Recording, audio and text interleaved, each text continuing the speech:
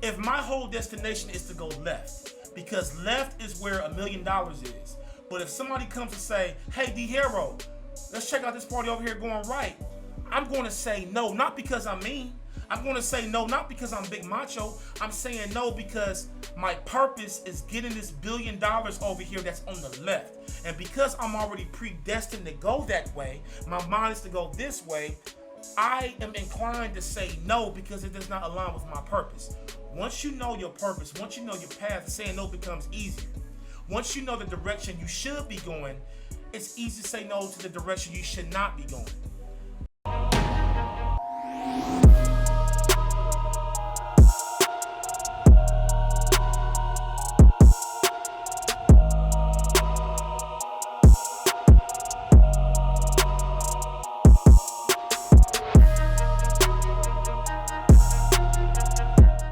What's going on, y'all? D Hero here with another video. Please hit the like button if you like what I'm doing or if this video encourage you at all. Subscribe if you want to get notified of future content. Hit that bell icon if you want to get automatic updates to the future content I will put out. Today, I want to talk about something that's very near and dear to my heart.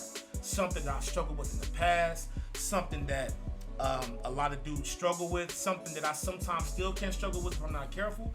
And that is saying no. Fear of confrontation, being passive, being timid. There are a lot of timid men. There are a lot of timid and passive men who are married. There are a lot of timid and passive men who are single.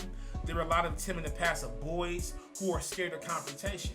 And because of that, we have a society of men not walking in their masculinity, not being leaders. In order to be a leader, you can't be scared of confrontation. In order to be walking in your purpose, you're going to offend some people. Not trying to, but you have to be okay with that. But because a lot of us don't know how to deal with these things, we avoid confrontation, we avoid saying no, and we end up becoming doormats in our marriage, we end up becoming doormats in co-parenting, we end up becoming doormats even in our divorce, we end up becoming doormats amongst our peers. And everybody will like us, but no one respects us because they say, oh, yeah, he's nice. He's cool. I wouldn't date him though because he's just too nice. Or he's nice. He's cool. But next thing you know, that same person saying you cool can roast you in front of everybody because they have no respect for you. Because they know you're not going to stand up for yourself. This is a pandemic amongst men that I'm seeing, that I struggle with in the past, that if I'm not careful, I can still struggle with. And we have to stop it. We have to stop it. I was asking myself as I was thinking about this topic, where does this stem from? This fear of confrontation, the fear of being assertive, the fear of saying what you mean and meaning what you say, the fear of letting your yes be yes and your no be no. My story, and I really believe this is a lot of men's story, is my dad. Shout out to my pop, we have a good relationship now. And shout out to my mom, we have a beautiful relationship. Is that when my dad left when I was 12 years old, I was just left under my mom now, who was the nurturer. My mom was the nurturer, and my dad was the dude when he was in the house that held me accountable, that pushed me beyond my limits to become a better man. So when that accountability left, when that figure left, the person that was supposed to teach me how to confront my fear, how to confront things within competition, football, baseball, basketball, when he left, here I am left alone with just the nurturer. So from 12 until marriage and divorce, I walked in fear of confrontation. Now, what does my mom have to do with this? Or what does single women raising their boys have to do with this? And this is something single women have to be careful of if you're raising your kid on your own if they don't have a father figure. My mom did the best she could, but because she's a nurturer, her job was to protect in a nurturing way. D Hero, don't go past this street, this mark. Don't go beyond the sidewalk. Don't climb too high up that tree. You're going to fall and hurt yourself. Don't do this. What are you doing? Oh, you feeling hurt yourself? See? Don't do that no more because you're going to keep hurting yourself. Don't do it no more. Just leave it alone. Don't go over there no more because you keep getting hurt. Where if the father was in the house, he would say, okay, you failed. Get back up. Try again. Oh, you can climb higher. Go ahead. But Dad, I'm scared. Hey, keep climbing higher. Or let's take a situation in school. Your mom says, if he hits you, you tell the teacher. Because you ain't going to be getting no bad grades, under my roof. You're going to be a good kid. I want you to honor roll. But the dad says, now damn that, if he hit you, you whoop it. Hey, you put hands on him. You know what I'm saying? Because the dad is coming from a place of confrontation. The dad know, because he's a man, that in masculinity, you have to draw the line of respect. If that means you get suspended, then you know what, that suspension is worth it because you have dealt with that confrontation and now you earned your respect. The mom, from a nurturing standpoint, is saying, don't tell the teacher because I don't want you getting in trouble. Well, sometimes as a leader, trouble is necessary. Sometimes as a man, trouble is necessary.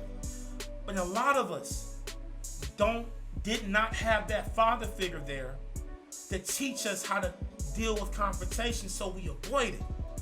And so we have a lot of weak men who don't know how to deal with confrontation. So the consequence is, because we don't know how to say no, we either lose our temper, become abusive, play the victim, or we implode. We keep it to ourselves and we get into depression.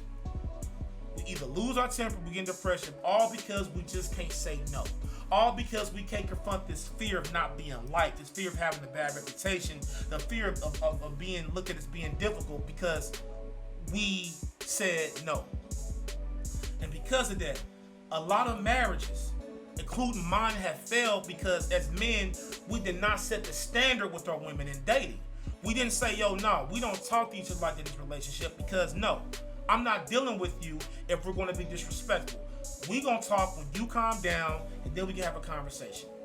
But because we're scared of saying no, we just take all this verbal abuse. Because we're scared of confrontation, we just sitting there letting just whatever happen to us. And this is a pandemic within manhood. How do we deal with our fear of confrontation? How do we deal with our fear of saying no? How do we deal with being timid and being passive? How do we deal with that? How do we deal with that? Because your wife ain't respecting you. Your girlfriend ain't respecting you. Your co-worker's not respecting you. You got all these good ideas, but you're scared to speak up in meetings. Your friends, they like you, but they don't respect you because you seem to be the butt of every joke because you did not set a line of respect, because you're scared of not being liked, because you're scared of confrontation. What do we do with that? How do we deal with that? Because as men, we were meant to walk in honor, integrity. We were meant to walk with confidence. Not arrogance. We were meant to walk in authenticity. But here we are, struggling with our emotions. We're either going to explode or implode because we don't know how to say no. And that's when you get the husbands that throw temper tantrums. That's when you get the men who end up killing themselves or drinking themselves to death, or they find some type of thing to get into to distract themselves from the pain of holding that no in. So what do? One is community. You have to be in a community of men who are already walking in the comfort of saying no. Men who don't have a problem saying no. Your job as a man is to be around men that are stronger than you so you can become as strong as them. Your job as a man, it's your responsibility as a man to put yourself in a community of stronger men that can hold you accountable to you walking in your masculinity. See, as human beings, as men, we don't like being told what to do, but because we're imperfect, sometimes we need to be told what to do. Sometimes we need somebody to say, hey dog, what are you doing? Cut that out. Because that's not masculine. And I struggle with this. And this is going to be another video. I got hurt by a community of men on a level that's so disrespectful. So when I got married, I really wasn't in community the way I should have been. And because of that, I was like a battery. And eventually my power ran out. And what happens when the battery power runs out? Whatever that's connected to that battery is going to lose power as well. So as I got drained, my marriage got drained, my job got drained, I got in depression because I had no power. Where a community is the outlet. You plugging yourself into a power stronger than you, a group of men stronger than you, and you recharge. So the job as a man to overcome the fear of confrontation, your responsibility as a man to overcome the fear of saying no is to connect the men that are stronger than you, because it's never too late to catch manhood. A boy is meant to see his dad live manhood, and the boy catches that. But just because you're 45 don't mean it's too late. You can still connect to a group of men and still catch manhood, and you can still save your marriage. You can still save your self-esteem. You can still save your reputation. You can create a new reputation. Number two, I would say you have to understand your purpose. Because when you want to say no, and when there's confrontation, it's not because you're out there looking for a confrontation. It's not because you were out there just looking for a reason to say no to people. A lot of dudes, we want to say no because the thing we're saying no to does not align with what we really want to do, but because the fear takes over, we never say the no. And the reason why I say understanding your purpose is a key part of learning how to say no is because your purpose is the thing that already presets your yeses and your nos. What do you mean, Diego? This is what I mean. Let's say my purpose is to become a bodybuilder. My job is to go to the gym 6 days a week on a strict, nutritious diet, right? That's my purpose. I meet a girlfriend, or I meet a girl at the store. A girl says, hey, oh my God, look at you, you're cute, I want to get with you, whatever the case may be. But let's say that she loves to eat. And she's like, hey, let's go out. Well, where you want to go out at? She's like, well, let's go to a buffet. Without even thinking that you're saying no, you're going to say no. Why are you saying no? Because going to a buffet does not align with your purpose. And she's going to respect that or not respect that, but regardless, you said no because this thing that's coming to you does not align with your bodybuilding purpose. If my whole destination is to go left, because left is where $1 million is, but if somebody comes to say, hey, D-Hero, let's check out this party over here going right, I'm going to say no, not because I'm mean. I'm going to say no, not because I'm big macho. I'm saying no because my purpose is getting this $1 billion over here that's on the left. And because I'm already predestined to go that way, my mind is to go this way, I am inclined to say no because it does not align with my purpose. Once you know your purpose, once you know your path, saying no becomes easier. Once you know the direction you should be going, it's easy to say no to the direction you should not be going. You're not assertive because you're macho. You're assertive because you know your purpose. You assertive because you so believe so much in your purpose that you're not going to let anybody distract you from that. So within that, it's going to be a lot of no's. Within that, it's going to be a lot of, no, I don't think so. Within that, it's going to be you becoming more assertive because the more assertive you are about your purpose, the more assertive you are saying no things that have nothing to do with your purpose. There's a lot of men who are married right now who don't know their purpose. There's a lot of men who are single who should not even be dating because you don't know your purpose. If you ask me, if you don't know your purpose, you should not be thinking about no woman. Before you think about a woman, you need to learn how to catch manhood so you can be assertive, so you can say no. Because if you can't lead yourself in your purpose, if you can't lead yourself in of not being scared to confront people and confront things, if you can't get over that fear of saying no, how in the entire hell can you deal with a woman who's going to challenge you day in and day out? Let's keep this a buck. Women want to be led. Women love men who are assertive. Not dictators, but assertive. Women want leadership.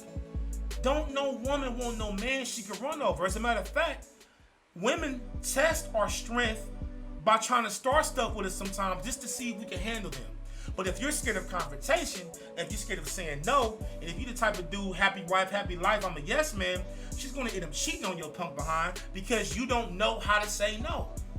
Sometimes women test our strength. There's a reason why back in the caveman days or whatever days, centuries ago, to where the woman wanted the best hunter and the best fighter because she know that his strength was her protection. It's real. Why are you dating if you don't know how to say no? Why are you even considering women if you don't know how to be assertive? If you can't lead yourself, don't be trying to lead no woman or no family. If you are already married, connect to a community of men that are stronger than you, and I suggest you understand your purpose. So, this video, I want to encourage y'all.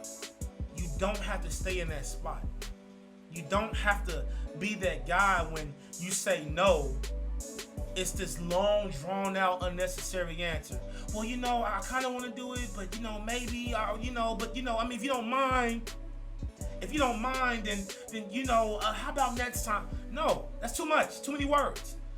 My boy, my mentor, my big bro used to get on me, but he'd be like, bro, what's up with these long text messages, long essays when you trying to say no? Like, why are you texting this much in your answer of saying no? And I'd be like, well, because I don't want to be misunderstood. I don't want to think I'm being mean. He'd be like, bro, just say no. Like Dare, the drug pro, just say no. But I was too scared to say no because I was scared of not being accepted. But once you get the community, then that's where your acceptance comes from. So I hope this video was helpful, y'all. We need to do better.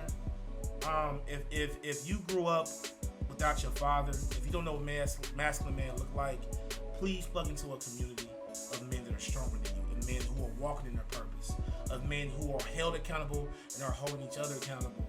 And that's going to strengthen you. And pretty soon you're going to catch that manhood, and you're going to be able to walk as a man with respect and honor, rather than, hey, he's the nice guy. Because don't no woman want no nice guy. Nice guys are liked, but nice guys are not respected. I'm out. Hit the like button if you like this video. Crown's on. K's up. King.